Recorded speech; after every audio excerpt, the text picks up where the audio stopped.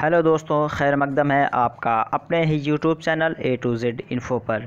दोस्तों आज हम उर्दू अनुवादक पार्ट 53 लेकर आए हैं। इससे पहले मेरे टोटल 52 पार्ट्स हो चुके हैं। 52 पार्ट्स सारे दोस्तों ने काफ़ी अप्रिशिएट किया, काफ़ी मोटिवेट किया और मुझे लगा कि फिर नेक्स्ट पार्ट बनाना चाहिए। और अब जो मेरा चल रहा सेशन वो टेस्ट का है, तो आप लोग आजकल लाइव भी हैं और मैं जल्द ही लाइव आना शुरू हुआ हूं। अभी 2-4 सेशन से इससे पहले मैं ऑफलाइन ही अपना कंटेंट शेयर करता था। तो आप लोग अपने अपने ग्रुप्स में जल्दी वीडियो को शेयर कर दीजिए ताकि सारे दोस्त को पता चल जाए और वो भी आ सकें। तो आप लोग ग्रुप में शेयर कर दीजिए। और आप अगर पहली बार आए हैं चैनल पे तो चैनल को सब्सक्राइब कर लीजिए। जैसे ही मैं लाइव होता हूँ आप मेरे चैनल को विज़िट करेंगे तो आपको वहाँ पे सेट रिमाइंडर का ऑप्शन दिखेगा। सेट रिमाइंडर का ऑप्शन दिखता है, वहाँ पे आप सेट रिमाइंडर करेंगे तो जिस टाइम मुझे लाइव आना होता है उससे कुछ मिनट पहले आपको नोटिफिकेशन मिल जाएगी, तो आप वहाँ से अपडेट रहेंगे। तो दोस्तों आप लोग शेयर कर दीजिए। शेयर करने के बाद और यस लिख के भेजिए कि आप लोग आ गए कि नहीं,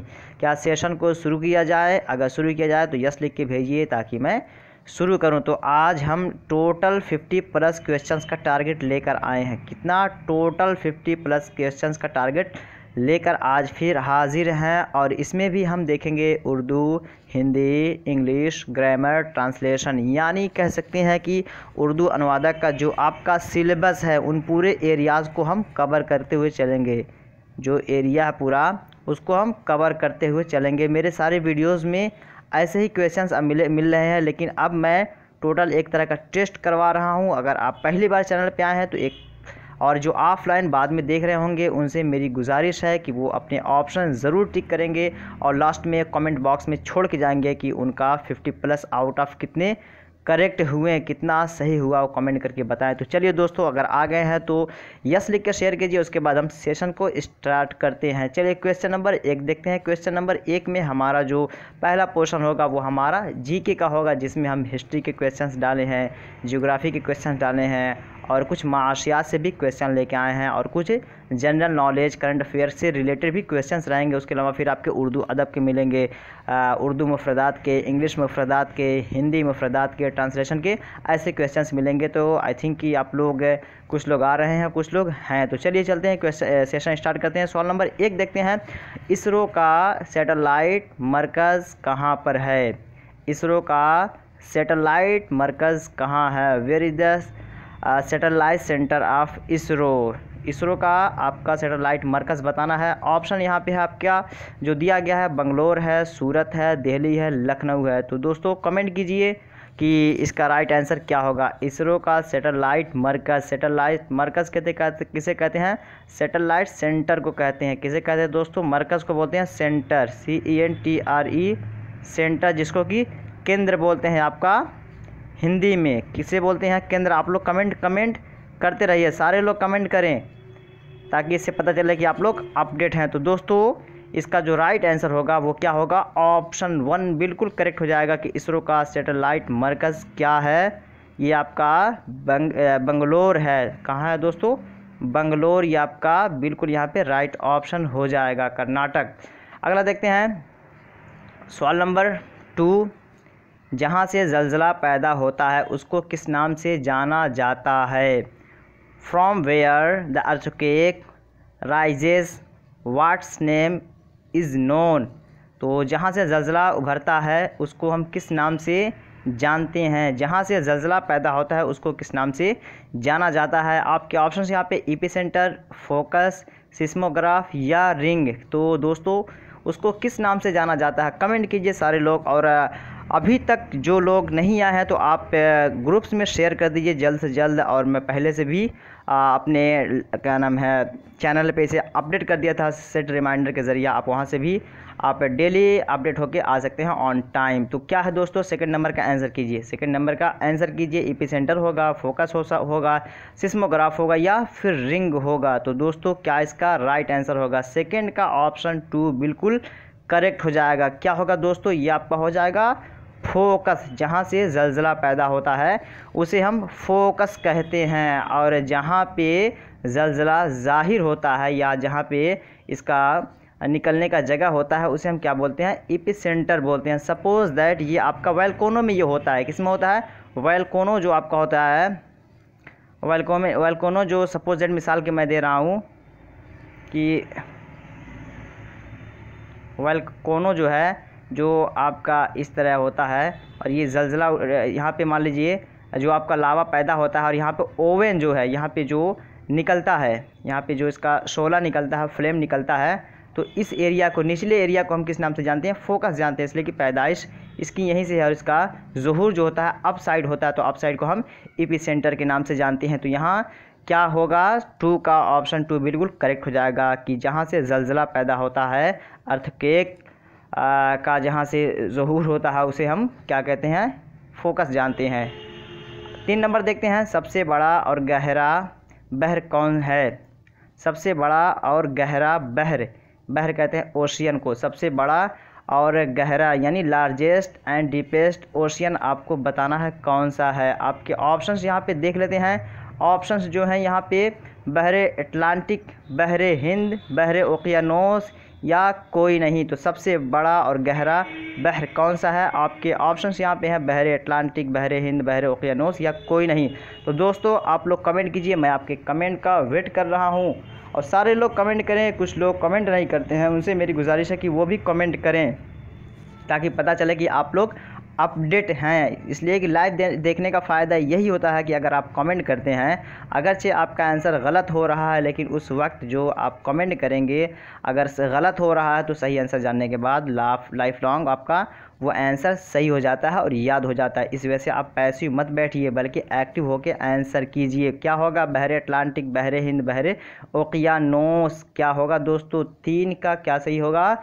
3 का ऑप्शन 3 बिल्कुल करेक्ट हो जाएगा। क्या है? बहरे ओकियानोस, जिसको हम बोलते हैं पैसिफिक ओशियन। क्या बोलते हैं दोस्तों? पैसिफिक ओशियन, इसको हम बोलते हैं पैसिफिक ओशियन। पैसिफिक ओशियन जो है ये आपका सबसे बड़ा और गहरा बहर है। और इसी में हम एक चीज़ और पढ़े थे, मारियाना ट्रेंच पढ़े थे अपने प्रीवियस वीडियो में। क्या पढ़े थे? मारियाना ट्रेंच जो है ये आपका कहाँ पड़ता है? ये आपका पैसिफिक ओशियन में पड़ता है। तो आप प्रीवियस वीडियो अगर नहीं देखे हैं तो प्लीज़ आप देख लीजिए।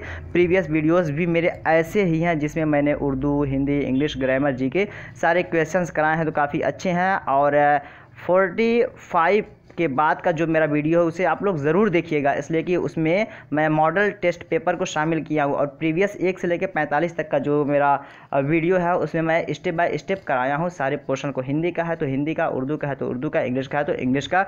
लेकिन आप सभी लोग कोशिश कीजिए कि 45 के बाद का जो वीडियो है उसे आप लोग देखिए, आपको काफ़ी अंदाज़ा मिलेगा। उसमें काफ़ी स्ट्रगल करके मैंने वे सीरीज़ को तैयार किया है, तो उसे देखिए और इसे भी, इस क्वेश्चन का भी आंसर कीजिए और दोस्तों को शेयर कीजिए। काफ़ी तादाद कम लग रही है।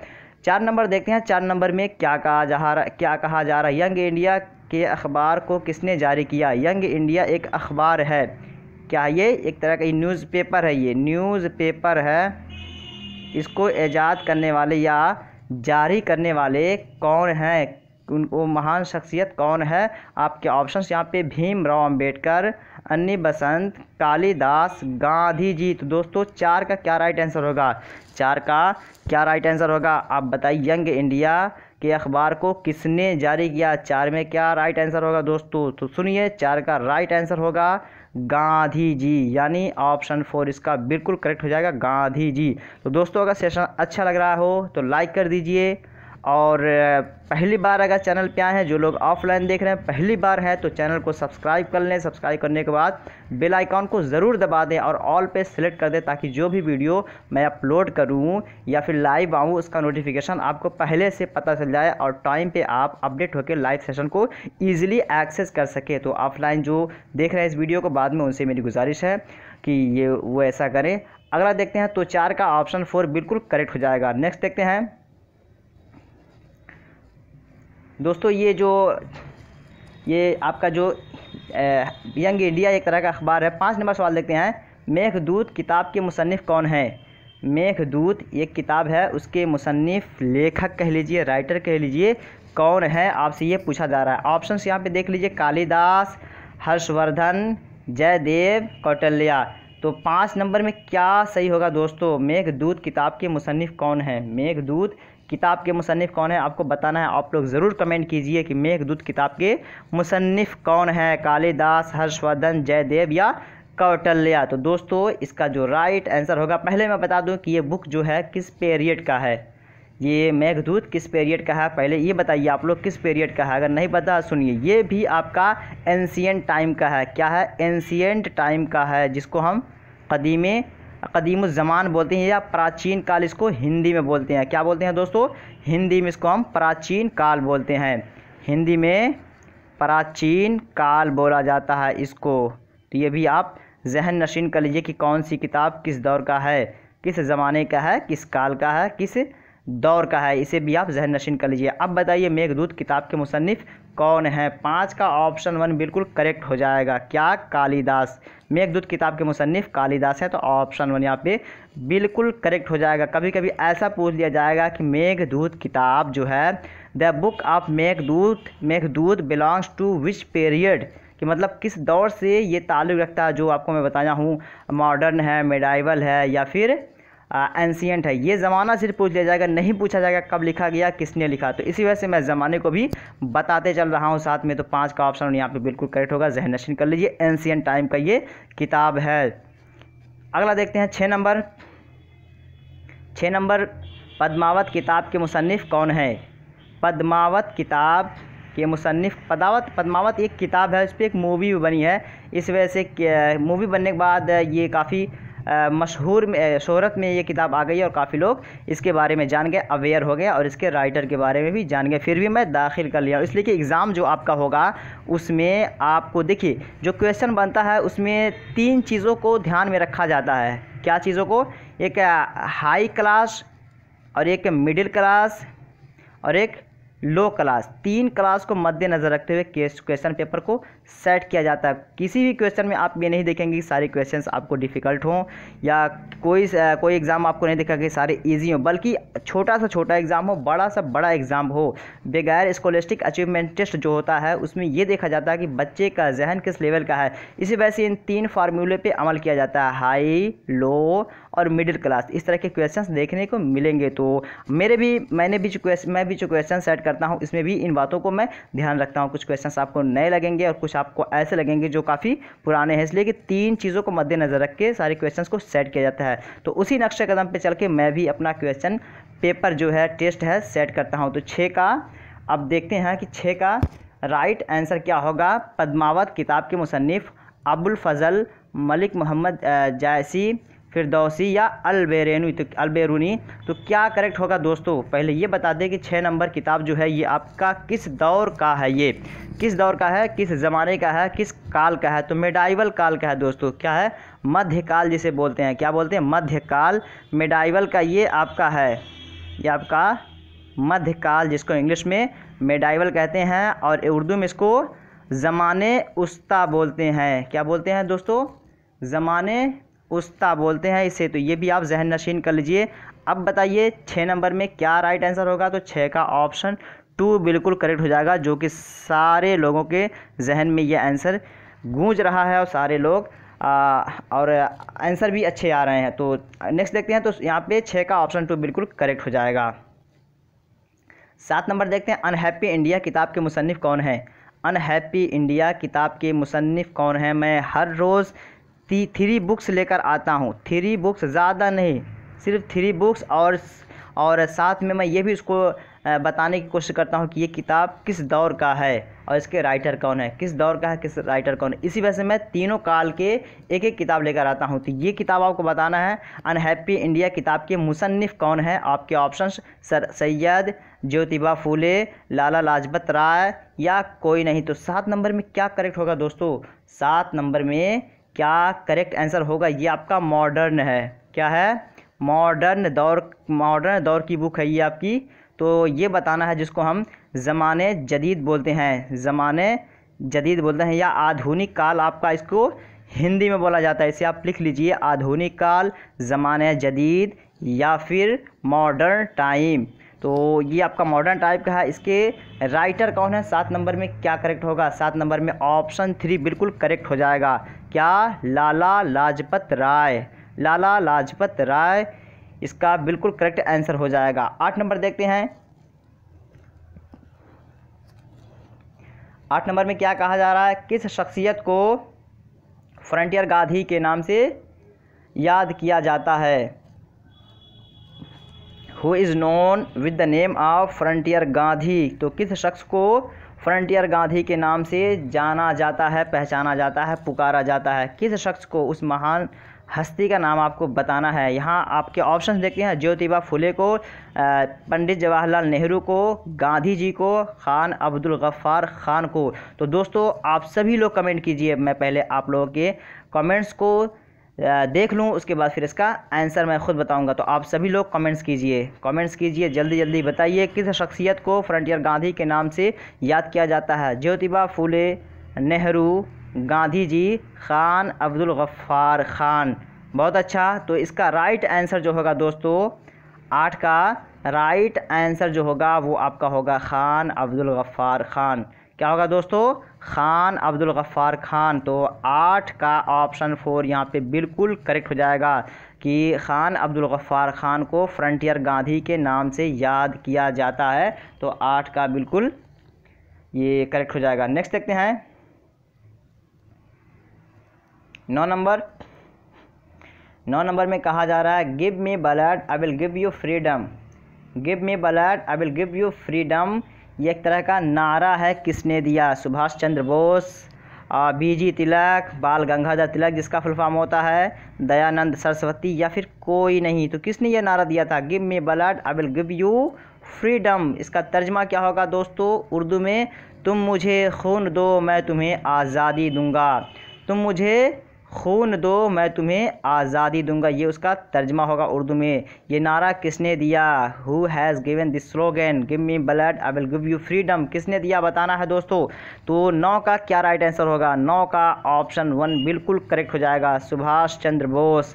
Give me blood I will give you freedom के नारा देने वाले महान हस्ती का नाम सुभाष चंद्र बोस। तो ऑप्शन 1 यहाँ पे बिल्कुल करेक्ट हो जाएगा कि सुभाष चंद्र बोस ने यह नारा दिया। तो ऑप्शन 1 यहाँ पे बिल्कुल करेक्ट हो जाएगा। दोस्तों अगर सेशन अच्छा लग रहा है तो वीडियो को लाइक कीजिए, दोस्तों को शेयर कीजिए, और जो लोग ताख़ीर से आए हैं उनसे गुजारिश है कि वो लास्ट में वीडियो ख़त्म होने के बाद वो लास्ट में यूट्यूब पे मेरे विज़िट करके वहाँ पे पड़ा रहेगा, वहाँ से पूरा वीडियो देख लेंगे। और लास्ट में मैं अपने टेलीग्राम व्हाट्सएप ग्रुप पे इसका PDF भी प्रोवाइड करवा दूँगा, फ़र्दर आप लोग वहाँ से रिवीज़न कर सकते हैं। कुछ लोग कहते हैं सर इसका आंसर भी बगल में लिख दीजिए। तो दोस्तों अगर इसका आंसर लिख दिया जाएगा तो आपको फ़ायदा नहीं होगा। अगर आपको आंसर के साथ चाहिए तो बहुत सारी मार्केट में बुक्स हैं, उसे आप प्रीफर कर सकते हैं, लेकिन उतनी अच्छी तैयारी आपकी नहीं होगी जितना कि आप कंसंट्रेट करके अट्रैक्शन के ज़रिए आप सीख सकते हैं, एक्सप्लेनेशन या इमेजिनेशन के ज़रिए। उतना अच्छा हमको तो नहीं लग रहा कि आप आंसर की दे दिया जाए तो आपको फ़ायदा होगा। ये बात और है कि थोड़ा टाइम देना पड़ेगा इसका आंसर समझने के लिए। तो मैं PDF प्रोवाइड करवा दूंगा, और जो लोग एक्सेस करना चाहते हैं तो रिवीजन के लिए वो कर सकते हैं। और आप लोग मेरे टेलीग्राम व्हाट्सएप ग्रुप से जुड़ जाइए, ताकि वहाँ मैं अपना लाइव का जो सेशन होता है वहाँ पे लिंक भेज देता हूँ, वहाँ पे PDF भी प्रोवाइड करवा देता हूँ, और वहाँ पे आपके क्वेश्चंस के डाउट्स भी क्लियर हो जाते हैं। वहाँ पे अच्छे खासे लोग हैं जो कि माहिरीन कह सकते हैं, और आपके आंसर वो देने में जल्दी करते हैं, ताख़ीर नहीं होती, आपके आंसर वहाँ आसानी से मिल जाएंगे। अगला देखते हैं 10 नंबर। 10 नंबर में अलाई दरवाज़ा कहाँ पर वाक़ है। अलाई दरवाज़ा कहाँ पर वाक़ है। आपके ऑप्शंस यहाँ पे हैं, लखनऊ, दिल्ली, हैदराबाद या मुंबई। तो अलाई दरवाज़ा ये कहाँ पे वाक़ है, ये किस दौर का है दोस्तों, ये बताइए किस दौर का अलाई दरवाज़ा है। ये अलाई दरवाज़ा आपका मुग़लिया दौर का है। तो ये कहाँ पे वाक़ है आपको बताना है, लखनऊ, दिल्ली, हैदराबाद या मुंबई। तो अलाई दरवाज़ा ये कहाँ पे वाक़ है, 10 नंबर का सवाल है। 10 नंबर का आंसर क्या सही होगा दोस्तों बताइए, 10 का आंसर क्या सही होगा। तो दोस्तों ऑप्शन 2 यहाँ पे इसका बिल्कुल करेक्ट हो जाएगा। अलाई दरवाज़ा आपका ये दिल्ली में पड़ता है, दिल्ली में अलाई दरवाज़ा है। तो ऑप्शन 2 यहाँ पे बिल्कुल इसका सही हो जाएगा। चूँकि यहाँ टाइम नहीं है कि मैं डिफ़ाइन कर सकूँ, अदरवाइज़ 50 क्वेश्चन से वीडियो बहुत लंबी हो जाएगी। इसी वजह से मॉडल टेस्ट के तौर पे इसका हम आंसर करते हुए चल रहे हैं। और आप लोग जितने लोग भी जुड़े हुए हैं वो सब लोग कोशिश करें कि इसका आंसर दें, ताकि पता चले कि आप लोग की तैयारी कैसे चल रही है, और आप लोग ख़ुद इसका इवैल्यूएशन, सेल्फ इवैल्यूएशन कर सकें। तो 10 नंबर का ऑप्शन 2 यहाँ पे बिल्कुल करेक्ट हो जाएगा। अगला देखते हैं 11 नंबर। 11 नंबर में क्या कहा जा रहा है, प्लासी का जंग कब हुआ, प्लासी का जंग कब हुआ, प्लासी का जो युद्ध हुआ था, बैटल हुआ था, किस सन में हुआ था, आपको बताना है। यहाँ पे ऑप्शंस आपके हैं 1755, 1756, 1757 या 1758। किस सन में हुआ था दोस्तों, आपको सन्ने ईस्वी बताना है, आपको सन्ने ईस्वी बताना है किस सन में हुआ था।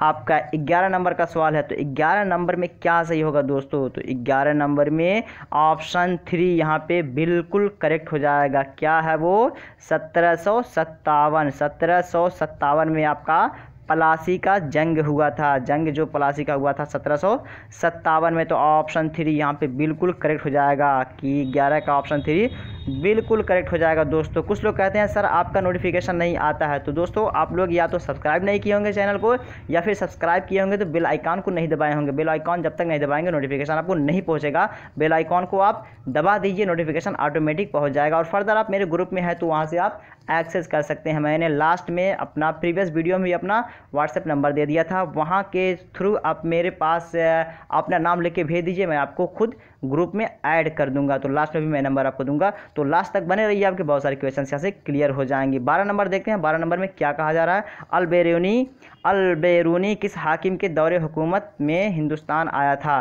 अल-बेरूनी ये एक तरह का आपका सयाह था, क्या था, मुसाफिर था, ट्रेवलर था, यात्री था। ये किस हाकिम के, किस रूलर के पीरियड में ये हिंदुस्तान आया था, आपको ये बताना है। जहांगीर, तुगलक, चंद्रगुप्त मौर्य या महमूद गजनवी। तो 12 का क्या राइट आंसर होगा दोस्तों, 12 का राइट आंसर क्या होगा, आप अपने आंसर दीजिए, मैं आपके आंसर का वेट कर रहा हूँ। अल-बेरूनी किस हाकिम के दौरे हुकूमत में हिंदुस्तान आया था, जहांगीर के दौर में या तुगलक के दौर में, चंद्रगुप्त मौर्य के दौर में या फिर महमूद गजनवी के दौर में, किसके दौर में आया था। दोस्तों अगर आपको साफ नहीं दिख रहा तो वीडियो का रिजोल्यूशन या वीडियो का क्वालिटी है जो बढ़ा लीजिए, क्योंकि ये हैंड रिटन है। हैंड रिटन में हो सकता है कि अगर वीडियो क्वालिटी अच्छी नहीं है तो देखने में दुश्वारी हो। जो ऑफलाइन देख रहे हैं उनसे भी मेरी गुजारिश है कि वो वीडियो की क्वालिटी रिजोल्यूशन को बढ़ा के देखें ताकि वो साफ दिखे, क्योंकि ये मैं हैंड रिटन लिखने की वजह यह है कि मैं बहुत सारे क्वेश्चंस को कलेक्ट करने के बाद उसमें से बेस्ट क्वेश्चंस को सिलेक्ट करता हूँ, इस वजह से मुझे हैंड रिटन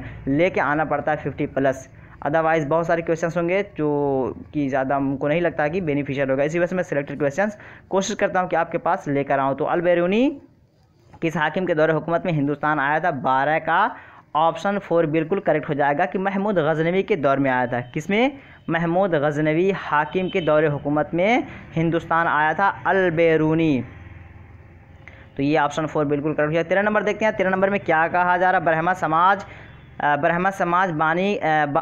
समाज के बानी, ये आपका जायद हो गया है, एक बानी डबल आ गया है, तो ये होगा ब्रह्मा समाज के बानी कौन माने जाते हैं। ये बानी जो एक आपका गलत हो जाएगा। हाँ, ब्रह्मा समाज के बानी कौन माने जाते हैं, राजा राम मोहन राय, महात्मा गांधी या बीजी तिलक। तो दोस्तों बताइए कमेंट करके, ब्रह्मा समाज के बानी कौन माने जाते हैं, who is known the founder of Brahma समाज। तो ब्रह्मा समाज के बानी या ब्राह्मणिज्म के बानी किसको माना जाता है, आपके ऑप्शंस यहाँ पे राजा राम मोहन राय, महात्मा गांधी या बीजी तिलक। तो 13 का क्या राइट आंसर होगा दोस्तों, 13 का राइट आंसर क्या होगा, आप सभी लोग कमेंट कीजिए कि 13 का राइट आंसर क्या होगा। तो दोस्तों 13 का राइट आंसर आपका होगा राजा राम मोहन राय। ऑप्शन 1 बिल्कुल इसका करेक्ट हो जाएगा कि ब्रह्मा समाज के बानी राजा राम मोहन राय को जाना जाता है, माना जाता है। तो ऑप्शन 1 यहाँ पे बिल्कुल करेक्ट हो जाएगा। नेक्स्ट देखते हैं 14 नंबर। 14 नंबर में क्या कहा जा रहा है, इंडियन नेशनल कांग्रेस के पहले सदर कौन थे, इंडियन नेशनल कांग्रेस के पहले सदर कौन थे। 14 नंबर का सवाल है कि इंडियन नेशनल कांग्रेस के पहले सदर कौन थे। सदर के बारे में पूछा जा रहा है आपको, यानी प्रेसिडेंट के बारे में पूछा जा रहा है। प्रेसिडेंट बताना है आपको और कुछ नहीं बताना, फाउंडर वगैरह के जानिब आपका जहन नहीं जाना चाहिए। इसी वजह से आपको ध्यान से ऑप्शंस को देखने की ज़रूरत है। इंडियन नेशनल कांग्रेस के पहले सदर कौन थे, मैं ऑप्शंस पढ़ दे रहा हूँ, A.O. ह्यूम या W.C. बनर्जी, एनी बेसेंट या गांधी जी। तो इंडियन नेशनल कांग्रेस के पहले सदर कौन थे, आपको ये बताना है। 14 में क्या राइट आंसर होगा दोस्तों, 14 में राइट आंसर क्या होगा, उमेश, ये जो W.C. बनर्जी है, उमेश चंद्र बनर्जी, जिसका फुल फॉर्म है उमेश चंद्र बनर्जी, 2014 में ऑप्शन 2 बिल्कुल करेक्ट हो जाएगा कि इंडियन नेशनल कांग्रेस के पहले सदर कौन थे, डब्ल्यू.सी. बनर्जी। ये आपका बिल्कुल करेक्ट हो जाएगा कि डब्ल्यू.सी. बनर्जी जो आपके ये पहले सदर रह चुके हैं। और ये ए.ओ. ह्यूम जो है ये आपके फाउंडर में इनका शुमार किया जाता है। मतलब कौन है ये, फाउंडर है इंडियन नेशनल कांग्रेस की, ये फाउंडर हैं। और इसकी स्थापना कब हुई आप लोग कमेंट कीजिए, इसकी स्थापना कब हुई, इंडियन नेशनल कांग्रेस की स्थापना कब हुई दोस्तों। एक वर्ड मैं छोड़ रहा हूँ, बताइए कब हुई। तो 1885, किसमें, 1885 में, 1885 में इंडियन नेशनल कांग्रेस की स्थापना हुई, इसकी बुनियाद रखी गई। इट वाज एस्टेब्लिश्ड इन 1885, तो 1885 में इसकी बुनियाद रखी गई। तो ऑप्शन यहाँ पे जो पूछा जा रहा है डब्ल्यू.सी. बनर्जी, उमेश चंद्र बनर्जी, ऑप्शन 2 यहाँ पे बिल्कुल करेक्ट हो जाएगा। तो आप प्रीवियस वीडियो भी देखिएगा, वहाँ भी इंडियन नेशनल कांग्रेस के हवाले से मैंने क्वेश्चन कराए हैं कि जवाहरलाल नेहरू के प्रेसिडेंट के बारे में। वहाँ मैंने बताया कि वो कितने मरतबा उसके इंडियन नेशनल कांग्रेस के प्रेसिडेंट रह चुके हैं, मैंने प्रीवियस वीडियो में करा दिया। तो प्रीवियस वीडियो प्लीज़ आप लोग देखिएगा, थोड़ा टाइम लगेगा, 2-4 घंटा आप देंगे तो आपको बहुत सारे कॉन्सेप्ट्स क्लियर हो जाएंगे आपके हिस्ट्री के हवाले से। तो नेक्स्ट क्वेश्चन देखते हैं 15 नंबर। 15 नंबर में क्या देखते हैं, तकसीम बंगाल किस सन में हुआ था, तकसीम बंगाल किस सन में हुआ था, in which year the partition of Bengal happened, किस साल में यह हुआ था तकसीम बंगाल, आपको बताना है। यहाँ पे ऑप्शन यहाँ पे है 1903, 1904, 1905 या 1906। तकसीम बंगाल पूछा जा रहा तो तकसीम बंगाल ही आपको बताना है कि 15 में क्या करेक्ट आंसर होगा दोस्तों। 15 में करेक्ट आंसर क्या होगा, कमेंट कीजिए, जल्दी जल्दी कमेंट कीजिए कि 15 का करेक्ट आंसर क्या होगा दोस्तों। 15 का करेक्ट आंसर जो आपका होगा 1905 यानी 1905। पार्टीशन ऑफ बंगाल 1905 में हुआ था। ऑप्शन 3 यहाँ पे, ऑप्शन 3 जो है ये बिल्कुल करेक्ट हो जाएगा। और 1911 में क्या किया गया था, 1911 में क्या हुआ था बताइए दोस्तों कि 1911 में क्या हुआ था। हिंदुस्तान राजधानी जो है कलकत्ता से दिल्ली में शिफ्ट कर दिया गया था। तो दिल्ली को जब कैपिटल बनाया गया, कब बनाया गया था, 1911 में। तो ये भी आप ज़हन नशीन कर लीजिए। अगला देखते हैं 15 नंबर हो गया। 16 नंबर देखते हैं, कुल वेदों में से कदीम वेद कौन सा है, कुल वेदों में से कदीम वेद कौन सा है, ये बताना है। कुल वेदों में से कदीम वेद कौन सा है। तो पहले ये समझने की ज़रूरत है कि वेदों की तादाद कितनी है। तो वेदों की कुल तादाद कितनी है, कमेंट कीजिए। कुल वेदों की तादाद कितनी है दोस्तों, कुल वेदों की तादाद आपकी जो है 4 है। कितनी है, 4 है। कुल वेदों की तादाद 4 है, 4 है। अब देखते हैं ऑप्शन यहाँ पे, ऋग्वेद, सामवेद, यजुर्वेद, अथर्ववेद। कुल वेदों में सबसे कदीम वेद कौन सा है, which one of them is the oldest Veda, कि वेदों में सबसे कदीम वेद कौन सा है आपको ये बताना है। आपके ऑप्शन यहाँ पे हैं ऋग्वेद, सामवेद, यजुर्वेद, अथर्ववेद। 16 में क्या राइट आंसर होगा दोस्तों, कमेंट कीजिए कि 16 का राइट आंसर क्या होगा। तो 16 का राइट आंसर अगर देखिएगा आप, तो यहाँ से आंसर के साथ साथ मैं एक और बताना चाहूँगा कि ये जो सीक्वेंस मैंने दिया है 1, 2, 3, 4, टोटल वेदों की तादाद कितनी है, 4। और इसका सीक्वेंस भी यही है, पहले ऋग्वेद है, सामवेद है, यजुर्वेद है, अथर्ववेद है। तो ये सीक्वेंस भी आपको याद रखने की ज़रूरत है। आंसर क्या होगा इसका आंसर आपका 1 बिल्कुल करेक्ट हो जाएगा। अगर सीक्वेंस पूछा जाए तो आपको सीक्वेंस के अकॉर्डिंग आंसर देना होगा। अगर कहा जाए कि right the name of Vedas in sequence, तफसील अगर सीक्वेंस लिखने के लिए दिया जाए ऋग्वेद, सामवेद, यजुर्वेद, अथर्ववेद, यही आपको लिखना है, सीक्वेंस आपका यही है। तो ऑप्शन 1 यहाँ पे बिल्कुल करेक्ट हो जाएगा। अगला देखते हैं 16 नंबर देखते हैं। 16 नंबर में क्या कहा जा रहा है, 16 नंबर में पूछा जा रहा है आईने हिंद में सुप्रीम कोर्ट किस मुल्क से लिया गया है, from where Supreme Court has been borrowed in the Indian constitution, कि आईने हिंद में जो हमारे सुप्रीम कोर्ट का कॉन्सेप्ट लिया गया है ये कहाँ से बोरो किया गया है, इसको कहाँ से लिया गया है। और आइन के हवाले से मैंने प्रीवियस वीडियो में आपने बताया कि फंडामेंटल राइट जो है बुनियादी हुकूक किस मुल्क से लिया गया, उसे आप प्रीवियस वीडियो में देख लीजिए, क्योंकि उसमें मैं कोशिश करता हूँ कि सारे पोर्शन से क्वेश्चंस लाने की कोशिश करूँ। ऐसा नहीं कि फंडामेंटल पे ला रहा हूँ तो मुसलसल फंडामेंटल, बल्कि हर पोर्शन से लाऊँ ताकि आप लोग अगर अपडेट हो रहे हैं और प्रीवियस की वीडियो आप देख रहे हैं तो कंटिन्यूली आपके अंदर बनी रहेगी। तो 17 का यहाँ पे बताना है कि क्या आंसर सही होगा। इन्हें हिंदी में सुप्रीम कोर्ट किस मुल्क से लिया गया है, रूस, कनाडा, जर्मनी या अमेरिका। रूस, कनाडा, जर्मनी, अमेरिका कहाँ से लिया गया है दोस्तों। 17 में क्या राइट आंसर होगा। 17 का राइट आंसर आपको बताना है। 17 का राइट आंसर आपका अमेरिका होगा। अमेरिका से लिया गया सुप्रीम कोर्ट कॉन्सेप्ट जो है अमेरिका से लिया गया है, अमेरिका से इसको बोरो किया गया है। तो ऑप्शन 4 यहाँ पे बिल्कुल करेक्ट हो जाएगा। फंडामेंटल राइट भी आपका मैंने प्रीवियस वीडियो में बताया कि वो भी अमेरिका ही से बोरो किया गया है, तो आपका यहाँ पे ऑप्शन 4 बिल्कुल करेक्ट हो जाएगा। तो दोस्तों सेशन अच्छा लग रहा है या फिर जो लोग आ रहे हैं वो लाइक ज़रूर कर दें और एक शेयर अगर आप लोग कर देंगे दोस्तों को तो काफ़ी लोग ज्वाइन हो जाएंगे और काफ़ी लोग इस वीडियो का आनंद लेके अपनी तैयारी अच्छी कर सकते हैं। तो आप लोगों से मेरी गुजारिश है मुद्दमाना कि आप एक बार शेयर कर दीजिए ताकि ज़्यादा से ज़्यादा तादाद यहाँ पर जमा हो सके और वो सारे लोग इस वीडियो का फ़ायदा उठा सकें। नेक्स्ट देखते हैं 18 नंबर। 18 नंबर में क्या कहा जा रहा है, बुनियादी हुकूक कितने दफ़ा से कितने दफ़ा तक आता है। बुनियादी हुकूक कितने दफ़ा से कितने दफ़ा तक आता है। सबसे बड़ा मसला इसमें ये हो जाता है कि इसका जो उर्दू का जो क्वेश्चन बनता है थोड़ा लैंग्वेज जो कम्प्रहेंसिव उसका होता है थोड़ा डिफ़िकल्ट हो जाता है, क्योंकि अभी तक हम जो लैंग्वेज पढ़ते हुए आए हैं क्वेश्चन के हवाले से या तो फिर हिंदी में पढ़ते हैं या फिर इंग्लिश में पढ़ते हैं। तो जीके का जो आपका उर्दू का पोर्शन होता है ये शाज़ व नादिर देखने को मिलता है। इसी वजह से हमें कभी कभी दिक्कत होती है सवाल को समझने में दिक्कत होती है। लेकिन अगर आपका उर्दू से शगफ़ है, लगाव है तो आपको आसानी हो गया। वैसे भी जिनका कॉन्सेप्ट क्लियर होगा वो भी आसानी से समझ गए होंगे। पहले मैं बता दूं इस सवाल में क्या रहा, बुनियादी हुकूक कितने दफ़ा से कितने दफ़ा तक आता है, यानी फंडामेंटल राइट जो है आर्टिकल कितने से लेके कितने आर्टिकल तक इसका जिक्र किया गया है, यही आपसे पूछा जा रहा है कि बुनियादी हुकूक फंडामेंटल राइट है कितने आर्टिकल से लेके कितने आर्टिकल तक। अनुच्छेद जिसको बोलते हैं, क्या बोलते हैं उर्दू में, इसको दफ़ा बोलते हैं आर्टिकल को। लेकिन कौन सा आर्टिकल, एक कॉन्स्टिट्यूशन वाला आर्टिकल बोलते हैं, और इसको हिंदी में क्या बोलते हैं दोस्तों, अनुच्छेद बोलते हैं। क्या बोलते हैं, अनुच्छेद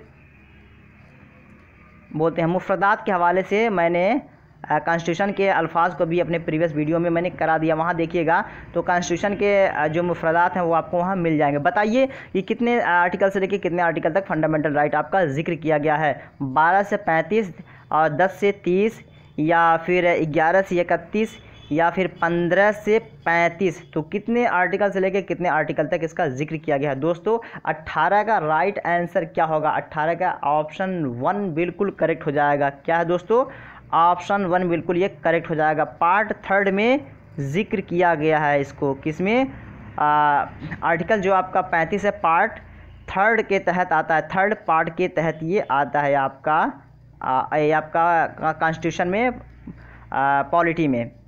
अगला देखते हैं तो ऑप्शन 1 18 का बिल्कुल करेक्ट हो जाएगा। 19 नंबर देखते हैं। 19 नंबर में कहा जा रहा इन्हें हिंद में 22 ज़बानों को किस शेड्यूल के तहत जिक्र किया गया। इन्हें हिंद में हमारे कॉन्स्टिट्यूशन में 22 ज़बानों का जिक्र है, तो वो कितने शेड्यूल के तहत आता है, कितने शेड्यूल में 22 ज़बानों को जिक्र किया गया, मेंशन किया गया है। आपके ऑप्शन है 8वें शेड्यूल में, 9वें शेड्यूल में, 10वें शेड्यूल में या फिर 11वें शेड्यूल में। कौन से शेड्यूल में 22 ज़बानों को जिक्र किया गया है। 19 का राइट आंसर क्या होगा दोस्तों, 19 का राइट आंसर क्या होगा कमेंट कीजिए, मैं बता दे रहा हूँ। 19 का जो ऑप्शन 1 है बिल्कुल करेक्ट हो जाएगा। 8th शेड्यूल में इसको जिक्र किया गया है।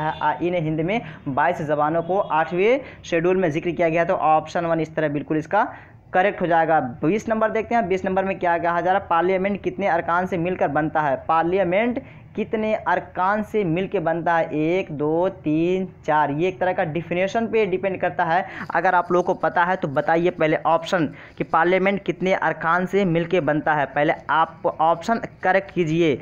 मैं बता रहा हूँ इसका राइट आंसर क्या होगा। पार्लियामेंट 3 अरकान से मिलके बनता है। कितने से, 3 अरकान से। और जो लोग सही आंसर जिनको पता है वो लिखें, बताएं कि वो 3 अरकान कौन कौन से हैं। Who are those 3 members of parliament, कौन कौन से वो तीन हैं बताएं। दोस्तों सुनिए, जो तीन अरकान हैं, जिस तरह इसकी डेफिनेशन हम कह सकते हैं, parliament consists of Lok Sabha, Rajya Sabha and president. तो पार्लियामेंट लोकसभा, राज्यसभा और प्रेसिडेंट को शामिल करके पार्लियामेंट बनता है। तो ये तीन अरकान इसके आते हैं।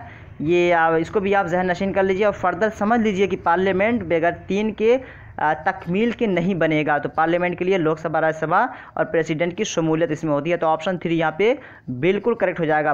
21 नंबर देखते हैं। 21 नंबर में कहा जा रहा है पल्स रेट,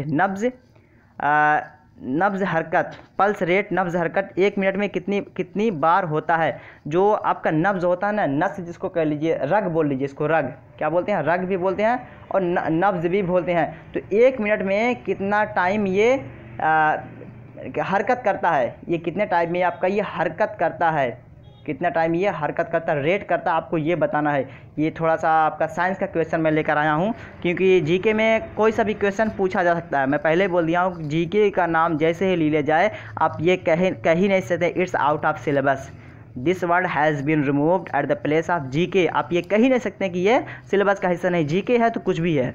तो यहाँ पे ऑप्शन है 70 है, 71 है, 72 है या फिर 73 है। हाउ मेनी टाइम्स आपको बताना है कि 21 में क्या राइट आंसर होगा। दोस्तों 21 में जो राइट आंसर होगा वो आपका होगा 372 टाइम्स। 72 टाइम्स आपका बिल्कुल नब्ज हरकत करता है। तो ऑप्शन 3 बिल्कुल करेक्ट हो जाएगा। 1 मिनट में, पर मिनट जो पल्स रेट है 72 टाइम्स है। तो ये आप जहन नशीन कर लीजिए। नेक्स्ट देखते हैं 22 नंबर। 22 नंबर में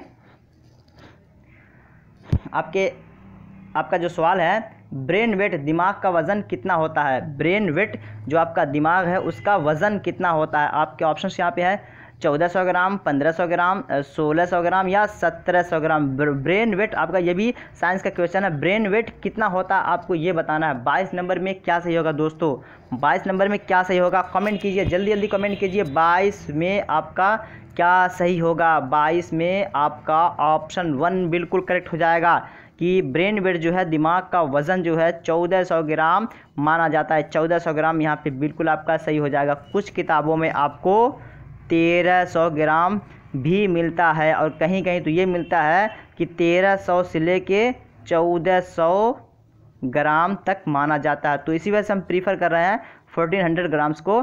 तो ऑप्शन यहाँ पे जो दिया गया 1400 ग्राम किस में दिया गया, ऑप्शन 1। तो यहाँ पे ऑप्शन 1 बिल्कुल करेक्ट हो जाएगा। नेक्स्ट देखते हैं 23 नंबर सवाल। 23 नंबर सवाल में क्या कहा जा रहा है, मास्टर ग्लैंड किस जुज को कहते हैं। Which part of the body is known as master gland. Master gland हम किस जुज को कहते हैं, किस पार्ट को कहते हैं। आपके ऑप्शंस यहाँ ब्रेन को, पिट्यूटरी को या न्यूरॉन को या फिर लीवर को। तो किसे कहते हैं दोस्तों, मास्टर ग्लैंड हम किसे कहते हैं। 23 नंबर का सवाल है। 23 नंबर का सवाल का आंसर अगर आपको पता है तो कीजिए, मास्टर ग्लैंड किस जुज को कहा जाता है। तो दोस्तों मैं बता दे रहा हूँ, जो पिट्यूटरी ग्लैंड है ये आपका मास्टर ग्लैंड के नाम से भी जाना जाता है। ये आपके दिमाग में होता है, होता तो छोटा है लेकिन इसके प्रोसेस की वजह से इसको मास्टर ग्लैंड के नाम से जानते हैं। तो इस वजह से ऑप्शन 2 यहाँ पे बिल्कुल करेक्ट हो जाएगा। 24 नंबर देखते हैं। 24 नंबर में क्या कहा जा रहा है, घेंगा होने की वजह क्या है। घेंगा होने की वजह क्या है, घेंगा किसे कैसे दोस्तों क्या कहते हैं। घेंगा जो आपका कहा जाता है ग्वाइटर जिसको होता है, क्या बोलते हैं उसको। 24 नंबर में जिसको हम बोलते हैं ग्वाइटर, उसको ये इसके होने का रीज़न आपको बताना है, जिसको इंग्लिश में ग्वाइटर बोलते हैं। ग्वाइटर GOITER, ग्वाइटर जो है उसके होने का रीज़न क्या है, डिफिशियंसी बताना। What is the reason of goitre, goitre होने का रीज़न क्या है। आपके ऑप्शंस यहाँ शक्कर की कमी के, जिसको शुगर कहते हैं, खून की कमी से, ब्लड की कमी से, ऑक्सीजन की कमी से या आयोडीन की कमी से। घेंगा जो होता है ग्वाइटर डिफिशियंसी ऑफ आपको जो होता है deficiency of iodine, deficiency of iodine जो होता है, आयोडीन की कमी की वजह से घेंगा हो जाता है, ग्वाइटर हो जाता है। तो 24 का राइट आंसर क्या हो जाएगा, 24 का ऑप्शन 4 बिल्कुल करेक्ट हो जाएगा। घेंगा होने की वजह क्या है, आयोडीन की कमी। तो ऑप्शन 4 यहाँ पे बिल्कुल सही हो जाएगा।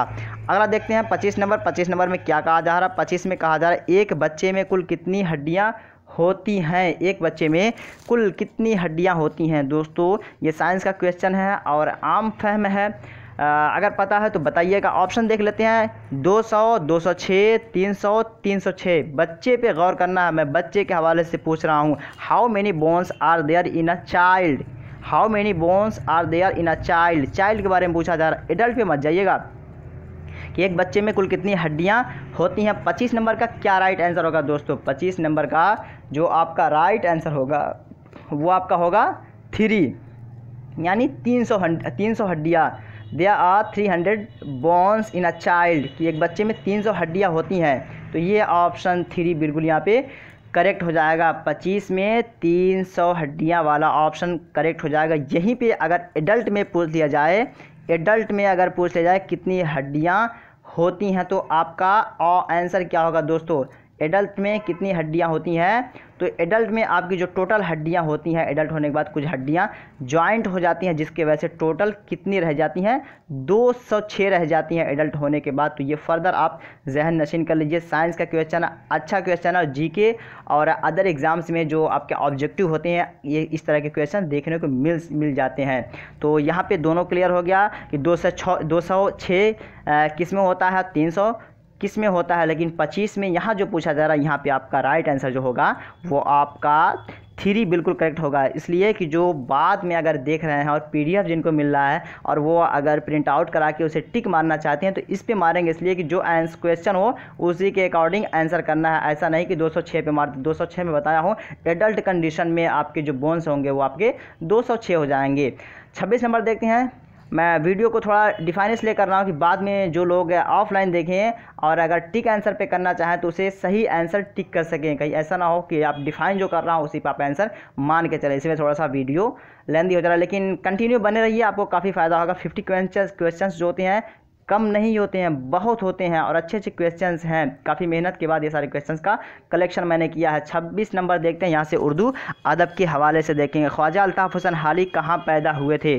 ख्वाजा अल्ताफ़ हुसैन हाली कहाँ पे पैदा हुए थे? दोस्तों अब जो आए हैं जिनका कुछ हिस्सा छूट गया है, 25 क्वेश्चन छूट गए हैं, वो बाद में देख लेंगे। और जो नए ज्वाइन हुए हैं उनसे गुजारिश है कि वीडियो को लाइक कर दें, ज़रूर लाइक कर दें और दोस्तों को शेयर कर दीजिए, ताकि वो लोग भी क्या नाम है मेरे साथ जुड़ सकें। और टेलीग्राम डिस्क्रिप्शन में मैंने दे दिया है व्हाट्सएप का, वहाँ के ज़रिए आप मेरे साथ ज्वाइन हो सकते हैं, या मैं लास्ट में अपना मोबाइल नंबर दिया हूँ, वहाँ आप अपना नाम लिख के भेजिए, मैं आपको ग्रुप में ऐड कर दूँगा। आप मेरे साथ लाइव डेली कर सकते हैं, देख सकते हैं। ख्वाजा अल्ताफ़ हुसैन हाली कहाँ पैदा हुए थे? ऑप्शन आपके हैं पानीपत, लखनऊ, दिल्ली, फैज़ाबाद। बताना है कि ख्वाजा अल्ताफ़ हुसैन हाली किस जगह पैदा हुए थे। 26 का क्या राइट आंसर होगा दोस्तों? 26 का राइट आंसर आपको बताना है, तो 26 का राइट आंसर हो जाएगा पानीपत। क्या दोस्तों? पानीपत। ख्वाजा अल्ताफ़ हुसैन हाली की जो मकाम पैदाइश है वो पानीपत है। अगर किसी को पता है किस सन में इनकी पैदाइश हुई थी वो बता सकते हैं। किसी को पता है तो किस सन में इनकी पैदाइश हुई थी वो बता सकते हैं। किस सन में दोस्तों मैं इतना लिख दिया हूँ, बस एक वर्ड आपको लास्ट डिजिट लिखना है। अगर पता हो तो बताइए, अदरवाइज मैं लिख रहा हूँ। कितना है? जो आपका है 1837। कितना दोस्तों? 1837 में इनकी पैदाइश हुई। कहाँ पे? पानीपत में। तो ये आप नोट कर लीजिए। फर्दर जो आपको नहीं पता है तो अगर आप नोट करते हुए चलेंगे तो आपके पास अच्छा खासा एक नोट हो जाएगा। और फर्दर तो मैं आपको पीडीएफ प्रोवाइड करवा दे रहा हूँ, और टोटल मैं अपने एक से लेके और आज तक का मैं पीडीएफ प्रोवाइड करवा दिया हूँ। वो सारी के सारी हमारे वहाँ पे ग्रुप में अवेलेबल है, वहाँ से आप एक्सेस कर सकते हैं। 27 नंबर देखते हैं। 27 नंबर में क्या कहा जा रहा है? जोश मलिह आबादी का पूरा नाम क्या है? जोश मलिह आबादी का पूरा नाम बताना है। आपके ऑप्शंस यहाँ पे शब्बीर हसन खान जोश मलिहाबादी 2 में है, मोहम्मद शब्बीर खान मलिहाबादी आपको बताना है। यहाँ पे मैंने ज़्यादा कन्फ्यूज़न के लिए ऑप्शन नहीं दिया, जगह की किल्लत की वजह से नहीं दिया। तो आपको 27 में क्या राइट आंसर होगा दोस्तों? 27 का जो राइट आंसर होगा ये आपका होगा शब्बीर हसन खान जोश मलिहाबादी। ये एग्जैक्ट है, ये नेम है, इसे तो आपको ऐसे ही याद करना पड़ेगा पूरा। इसमें कुछ छोड़ दिया गया, कुछ ज़ायद कर दिया गया, लेकिन एग्जैक्ट जो है वो आपका शब्बीर हसन खान जोश मलिहाबादी। तो ऑप्शन 1 यहाँ पे बिल्कुल करेक्ट हो जाएगा। नेक्स्ट देखते हैं 28 नंबर। 28 नंबर में क्या कहा जा रहा है? जोश मलिहाबादी की सन्ने पैदाइश क्या है? जोश मलिहाबादी की सन्ने पैदाइश किस साल में, किस ईयर में ये पैदा हुए थे, आपको ये बताना है आपको दोस्तों। यहाँ पे देखते हैं 1 नंबर में कहा जा रहा है 1892, 2 में 1893 और 3 में जो है 1894 और 4 में जो है 1895। जोश मलिहाबादी की सन्ने पैदाइश क्या है? सन्ने पैदाइश के बारे में पूछा जा रहा है, तो आपको सन्ने पैदाइश बताना है। अगर पता है तो कमेंट ज़रूर कीजिए दोस्तों कि 28 का क्या राइट आंसर होगा। 28 का दोस्तों आपका ऑप्शन 3 बिल्कुल करेक्ट हो जाएगा। कि कितना है? 1894, 1894 ये आपका बिल्कुल करेक्ट हो जाएगा। जोश मलिहा आबादी की सन पैदाइश 1894 है। 28 का ऑप्शन 3 बिल्कुल करेक्ट हो जाएगा। और ये पैदा कहाँ हुए थे आपको पता है तो बताइए, इनका मकाम पैदाइश कहाँ है? मलिहाबाद। क्या दोस्तों? बिल्कुल मलिहाबाद इसका सही आंसर हो जाएगा। मलिहाबाद में पैदा हुए थे 1894 में। अगला देखते हैं 29 नंबर। 29 नंबर में क्या कहा जा रहा है? 29 नंबर में कहा जा रहा है अवामी शायर किस शायर को कहा जाता है? अवामी शायर के नाम से, या कह सकते हैं कि अवामी शायर के नाम से किस शायर को जाना जाता है? अवामी शायर के नाम से किस शायर को जाना जाता है? ऑप्शन देख लेते हैं। फैज़ अहमद फैज़, जोश, गालिब, नज़ीर अकबराबादी। तो अवामी शायर के नाम से किस शायर को जाना जाता है आपको बताना है। अगर पता है तो आंसर कीजिए कि अवामी शायर के नाम से किस शायर को कहा जाता है या कहा गया है। दोस्तों आंसर कीजिए। तो 29 का राइट आंसर क्या होगा? 29 का राइट आंसर ऑप्शन 4 यानी नज़ीर अकबराबादी को कहा जाता है अवामी शायर।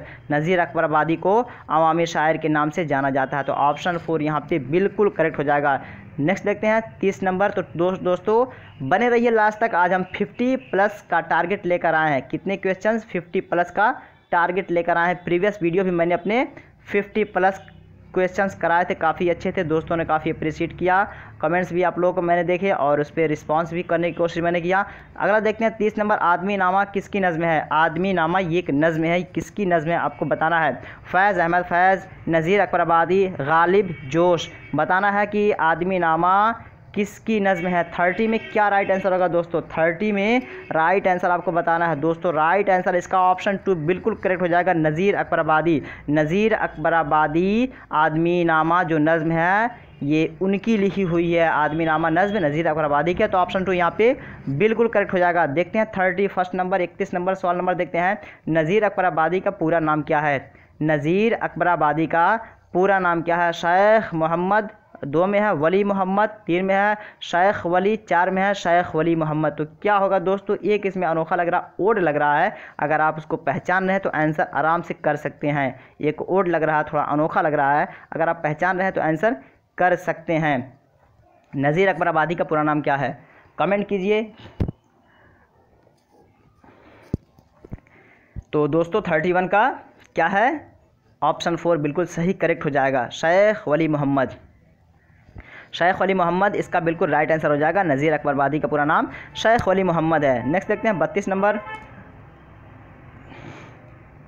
हाली ने अपनी नज़्म मुसद्दस किसके फरमाइश पर लिखी? हाली का एक नज़्म है मुसद्दस के नाम से, वो किसके फरमाइश पे लिखे थे आपको बताना है। सर सैयद, गालिब, फैज़ अहमद फैज़ या फिर कोई नहीं। तो किसके फरमाइश पे ये लिखे थे आपको ये बताना। अगर आंसर आपको पता है तो आप कमेंट कीजिए कि हाली ने अपनी नज़्म मुसद्दस किसकी फरमाइश पर लिखी।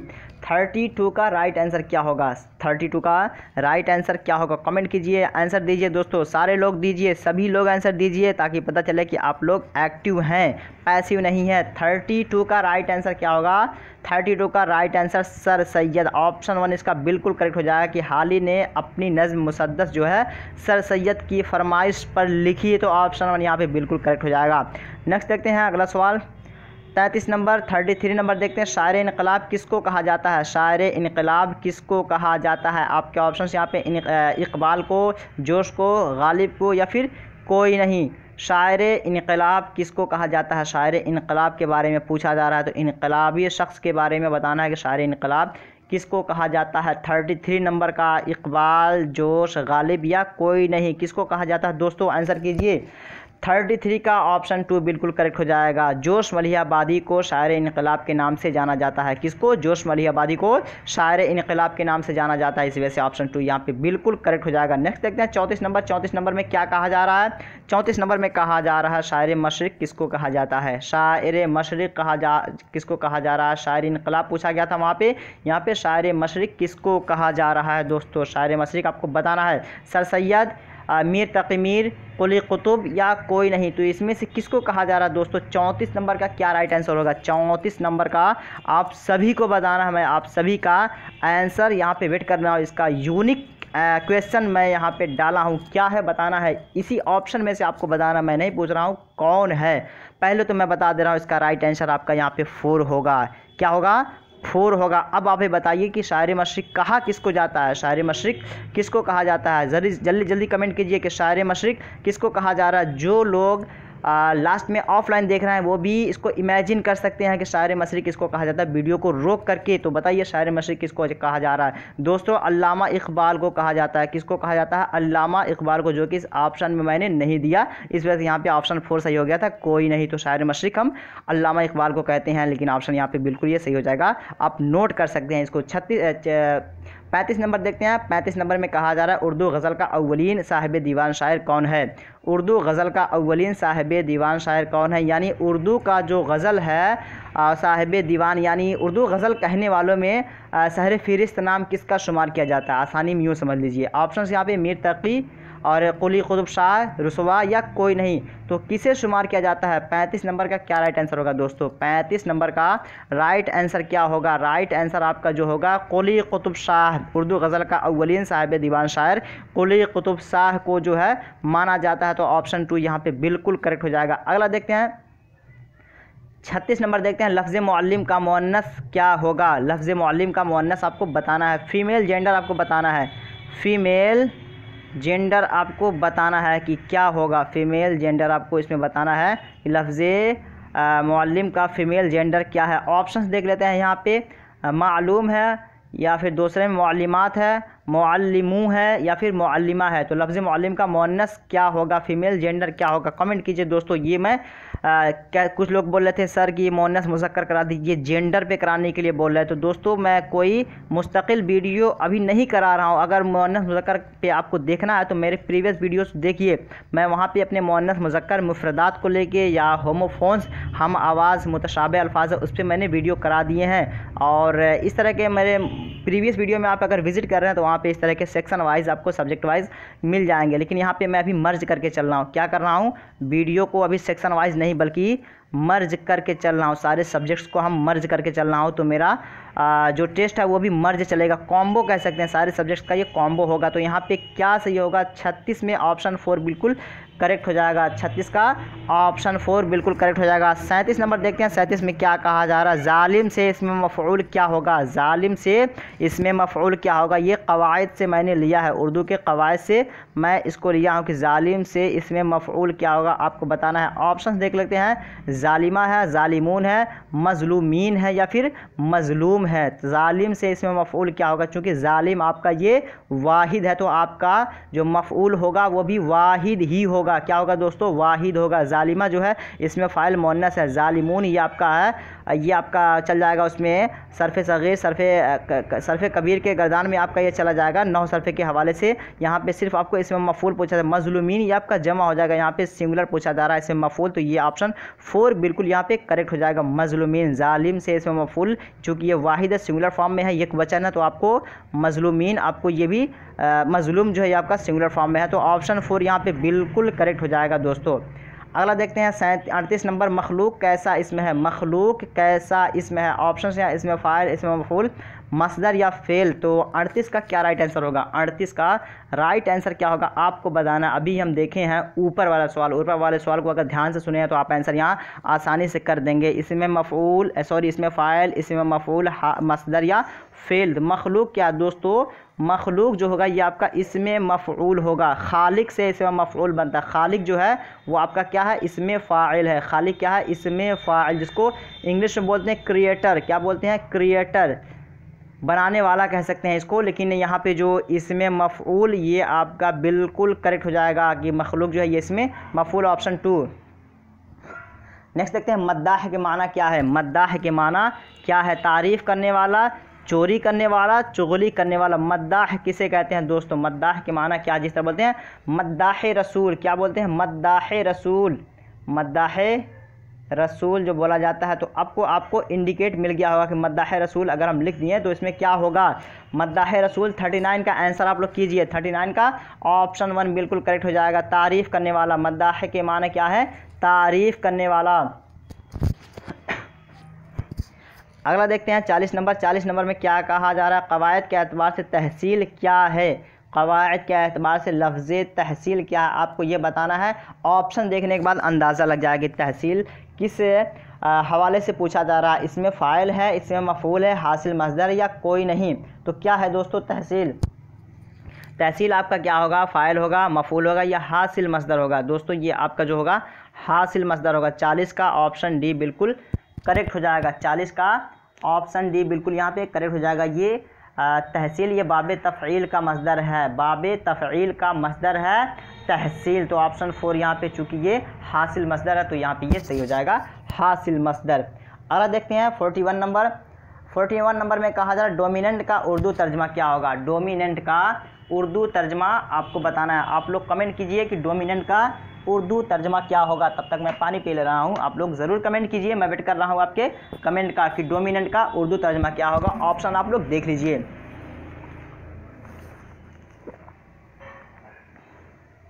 ऑप्शन में पढ़ दे रहा हूँ। इलाका है, 2 में गालिब है और 3 में बादशाह है, 4 में रिआया। क्या होगा आप लोग बताइए, डोमिनेंट का उर्दू तर्जमा क्या होगा। इलाका होगा, गालिब होगा, बादशाह होगा या फिर रिआया होगा। गालिब जो है ये गालिब शायर पे आप मत जाइएगा, वो शायर जो हैं ये उनके हवाले से बात नहीं किया जा रहा है। तो 41 का यहाँ पे राइट आंसर क्या होगा? चलिए बहुत अच्छा, मैं बता दे रहा हूँ। 41 का ऑप्शन 2 ही आपका बिल्कुल राइट आंसर है। गालिब आना, गालिब बोलते हैं ना, गालिब मगलूब, एक इंसान दूसरे इंसान पे गालिब आ जाता, कह सकते हैं हावी आना। क्या होना? हावी आना, किसी पे हावी आ जाना, हावी हो जाना। तो ये आपका ऑप्शन 2 बिल्कुल करेक्ट हो जाएगा।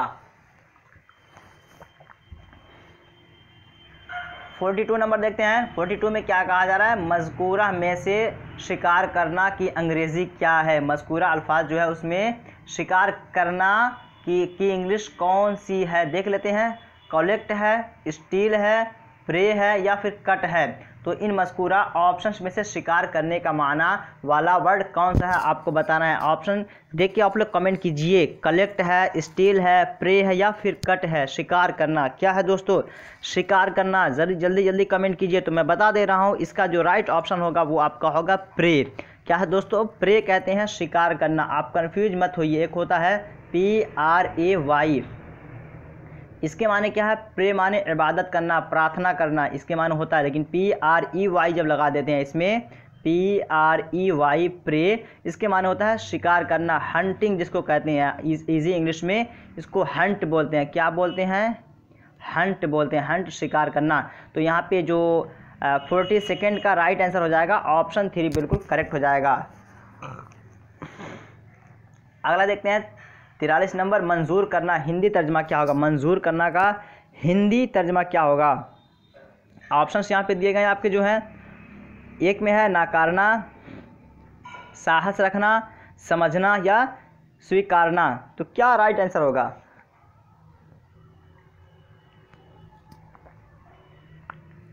तिरालीस का राइट आंसर क्या होगा? कमेंट कीजिए। 43 का आपका राइट आंसर जो होगा दोस्तों वो आपका हो जाएगा ऑप्शन 4। क्या? स्वीकारना मतलब एक्सेप्ट। क्या बोलते हैं इसको इंग्लिश में? एक्सेप्ट। तो एक्सेप्ट, स्वीकारना, मंजूर करना, राज़ी होना, ये आपका हो जाएगा कबूल करना। ये एक तरह का मुतरादिफ इस्तेमाल होता है। तो ऑप्शन 4 यहाँ पे बिल्कुल करेक्ट हो जाएगा। नेक्स्ट देखते हैं। नेक्स्ट में कहा जा रहा है कि ये आपका 44 नंबर का सवाल है। डिमांड का उर्दू तर्जमा क्या होगा। डिमांड का उर्दू तर्जमा क्या होगा। काफ़ी आसान वर्ड है लेकिन आपको एग्जैक्ट मतलब बताना है। काफ़ी मिलता जुलता आपको दिखेगा। चाहना है, मांग है, तलाश है, बरकरार है। तो डिमांड का एग्जैक्ट उर्दू ट्रांसलेशन क्या होगा आपको बताना है। चाहना, मांग, तलाश, बरकरार।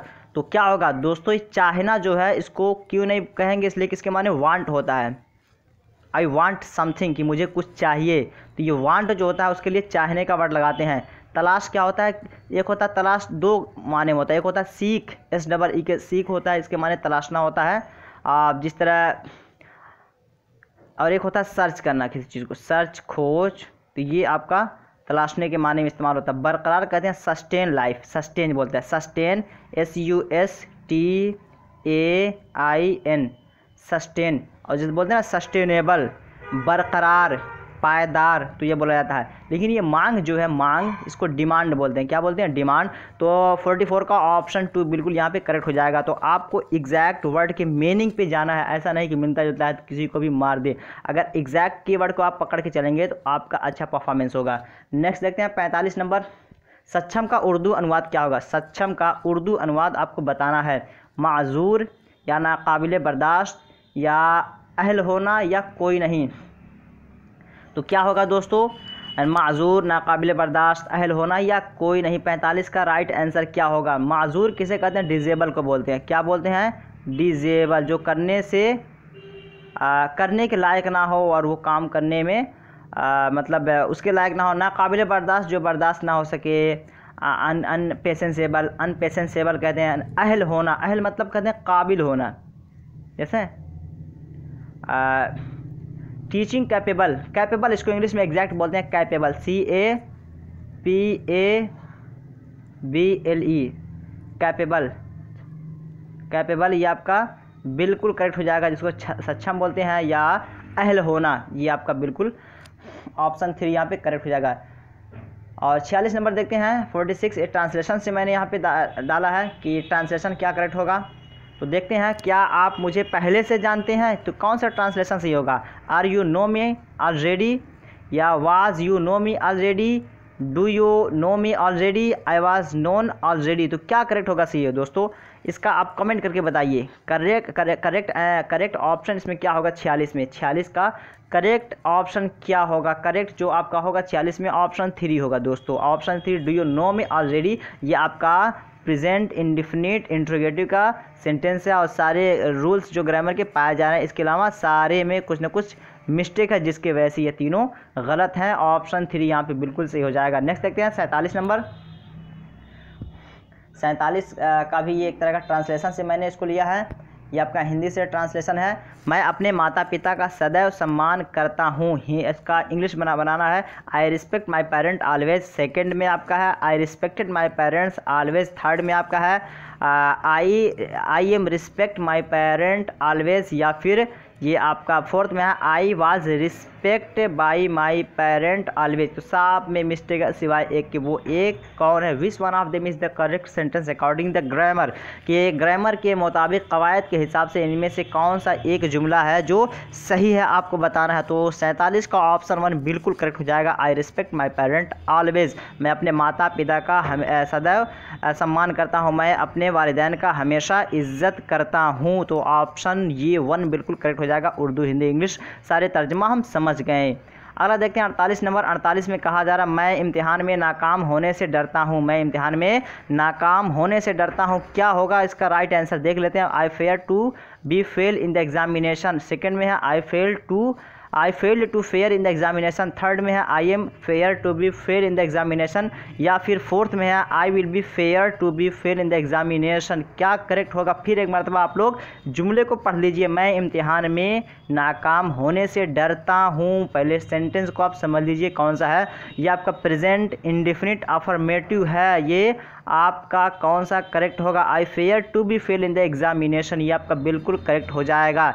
या जो लोग ये बना रहे हैं I fair to fail in the examination, ये भी करेक्ट हो जाएगा। तो ये दोनों या तो बी लगाएं आप या ना लगाएं। अगर बी नहीं लगा रहे हैं तो ये आपका फेल जो है वर्ब बन जाएगा। अगर ये बी लगा दे रहा है तो ये बी आपका जो वर्ब का काम कर जाएगा। तो और इसमें आप देखेंगे सेकेंड, थर्ड और फोर्थ में कुछ ना कुछ मिस्टेक है, आप गौर कर लीजिए। मैं PDF आपको प्रोवाइड करवा दूंगा। तो जिसको भी ज्वाइन होना है लास्ट में मैं अपना नंबर दूंगा, वहाँ आप मेरे व्हाट्सएप पे अपना नेम लिख के और जिस ग्रुप में ऐड होना है आप बोल दीजिएगा। टेलीग्राम और व्हाट्सएप पे मैं ऐड कर दूंगा, वहाँ पे आप अपना नाम बता दीजिएगा। नेक्स्ट देखते हैं 49 नंबर। रेसाइट का उर्दू तर्जमा क्या होगा? ये भी आपको पता होगा लेकिन एग्जैक्ट आपको बताना है। रेसाइट का उर्दू तर्जमा क्या होगा? मुताला करना, तिलावत करना, दोबारा पढ़ना या कोई नहीं। तो रेसाइट का मतलब क्या होता है? उर्दू तर्जमा क्या होगा? मुताला करना, तिलावत करना, दोबारा पढ़ना। आपको इसी में से बताना है दोस्तों। अगर उर्दू पे आपको कमांड है तो इसी पे बताइए कि इस मज़कूरा में से क्या सही है। फर्दर इसके अलावा आप हिंदी में क्या मीनिंग निकाल रहे हो, इट डजेंट मैटर। मैं यहाँ से पूछ रहा हूँ कि इसमें से क्या सही होगा। मुताला करना, तिलावत करना, दोबारा पढ़ना। तो दोस्तों मुताला किसे कहते हैं? मुताला बोलते हैं स्टडी को। स्टडी चूँकि डीप होता है, इसमें डीपनेस पाया जाता है। और दोबारा पढ़ना री रीड होता है, इसको बोलते हैं री रीड। रीड बोलते हैं, रीड, और दोबारा पढ़ना, और यहाँ तिलावत करना एग्जैक्ट आ जाता है, रेसाइट आता है। जैसे मैं 2 दिन मुसलसल कुरान की तिलावत किया, I recited the holy Quran 2 days continuously, तो 2 दिन में इसमें यहाँ जो रेसाइट का माना तिलावत के माने में पाया जाता है। तो एग्जैक्ट यहाँ पे जो फिट होगा आपका यहाँ पे इसमें, तो यहाँ पे ऑप्शन 2 बिल्कुल सही हो जाएगा। 50 नंबर देखते हैं, 50 में क्या कहा जा रहा है। 50 में कहा जा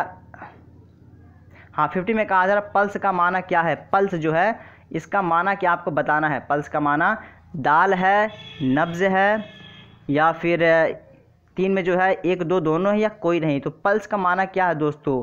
पल्स रेट मैं ऊपर बताया हूँ, अभी एक सवाल आया है पल्स रेट 72 टाइम्स जिसमें दिया हुआ था।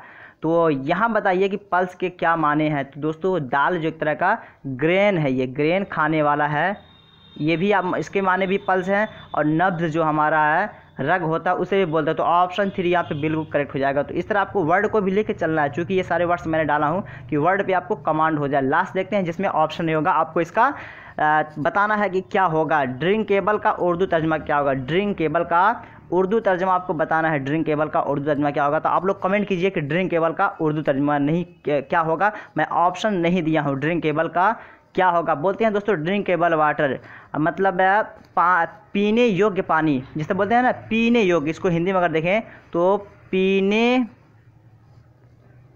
योग्य बोलते हैं इसको, पीने योग्य। अगर ड्रिंकेबल वाटर है तो पीने योग्य पानी बोलते हैं। और उर्दू में इसको बोलेंगे तो पीने के लायक। अब पानी लगा देंगे तो पानी हो जाएगा। तो ये कुछ 50 प्लस क्वेश्चंस रहे। जो सेशन अगर अच्छा लगा हो तो वीडियो को लाइक कर दीजिए, दोस्तों को शेयर कर दीजिए, और अगर पहली बार हैं तो सब्सक्राइब करके ज़रूर जाइएगा, बेल आइकन को ज़रूर दबाइएगा। और अगर ज़र्रा बराबर भी अच्छा लगा हो तो अपने दोस्तों को शेयर कीजिए, अवेयर कीजिए, और कंटिन्यू बने रहिए अपडेट के साथ, ताकि आपकी तैयारी अच्छी हो सके। और ये मेरा व्हाट्सएप नंबर है, यहाँ आप अपने नाम लिख के भेज सकते हैं ताकि मैं आपको ग्रुप में ऐड कर सकूँ। तो चलिए फिर मिलते हैं नेक्स्ट वीडियो में अगले टेस्ट पेपर के साथ। तब तक के लिए have a nice day, that's all, thank you.